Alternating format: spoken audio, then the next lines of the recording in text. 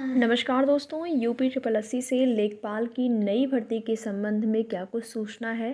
क्योंकि आप सभी लोग इंतज़ार कर रहे हैं और सामान्य ग्रेजुएशन से या फिर सामान्य सब्जेक्ट के आधार पर अगर देखा जाए तो भर्तियां बहुत कम ही आ पा रही हैं यूपी ट्रिपल एससी से।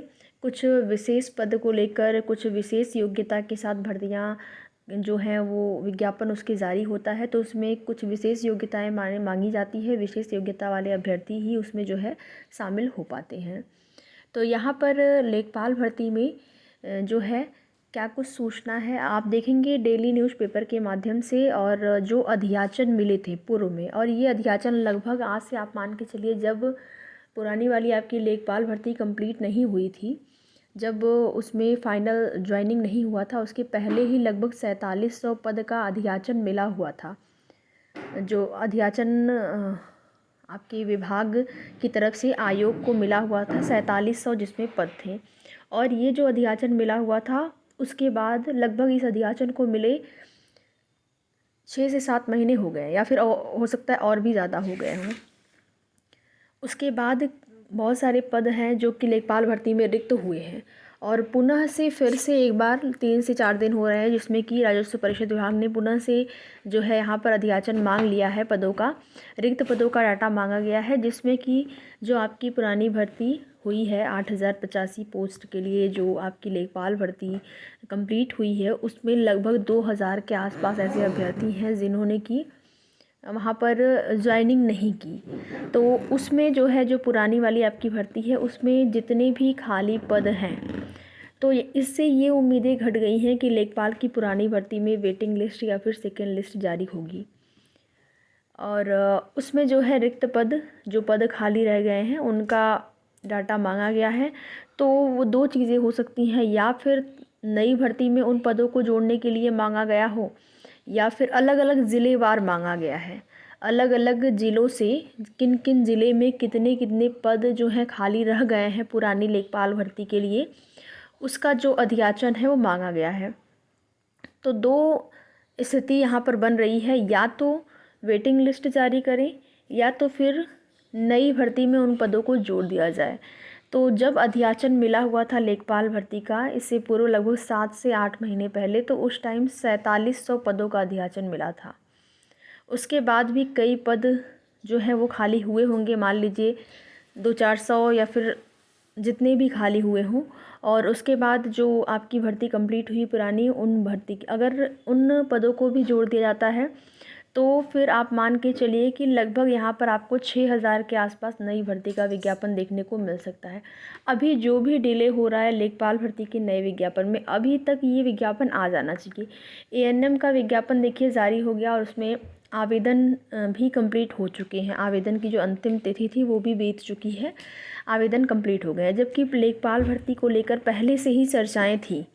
लेखपाल भर्ती का जो अध्याचन है वो एएनएम से पहले ही मिला था, और पहले से ही यही चर्चा थी कि पहले लेखपाल भर्ती का विज्ञापन हो आएगा, उसके बाद जो है स्वास्थ्य महिला कार्यकर्ता का। लेकिन आप देखेंगे फिर क्या हुआ कि इसमें जो वेटिंग लिस्ट की चीज़ें हैं या फिर मांग जो थी अभ्यर्थियों की बीच में आई, और वेटिंग लिस्ट को लेकर अभ्यर्थियों की जो मांग है वो लगातार जारी है। काफ़ी पद हैं जो कि रिक्त रह गए हैं, और अभ्यर्थियों के हित में भी यही है कि अगर आयोग उन बचे हुए पदों पर नई भर्ती में उसको शामिल न करके उस पर वेटिंग लिस्ट जारी कर देंगे, तो इन अभ्यर्थियों के लिए यही इनके हित में होगा जो इस भर्ती से जुड़े हुए हैं। क्योंकि 83+ जो कट ऑफ गई हुई थी वो कम कट ऑफ नहीं गई थी। किसी ने इतना अनुमान नहीं लगाया था कि 83 जो है कट ऑफ चली जाएगी लेखपाल भर्ती में, लेकिन आप देखेंगे गई। तो अगर यहाँ से कुछ नंबर ये लोग कम करके बाकी अभ्यर्थियों का चयन कर लेते हैं, 2000 के आसपास पद हैं जिस पर की नियुक्ति नहीं हुई है, तो 81 के आसपास कट ऑफ आ जाएगी, जिसमें कि अभ्यर्थियों का चयन हो सकता है। लेकिन आयोग इस चीज़ को लेकर अभी कुछ भी क्लियर नहीं कर रहे हैं कि वो लोग क्या कर रहे हैं, नए विज्ञापन पर काम कर रहे हैं या फिर जो पुरानी भर्ती है उसमें वेटिंग लिस्ट पर काम कर रहे हैं। क्योंकि जब भी अभ्यर्थी जानने की कोशिश करते हैं नई भर्ती को लेकर, तो आश्वासन उनके द्वारा दिया जाता है कि जल्द ही ये विज्ञापन जारी होगा।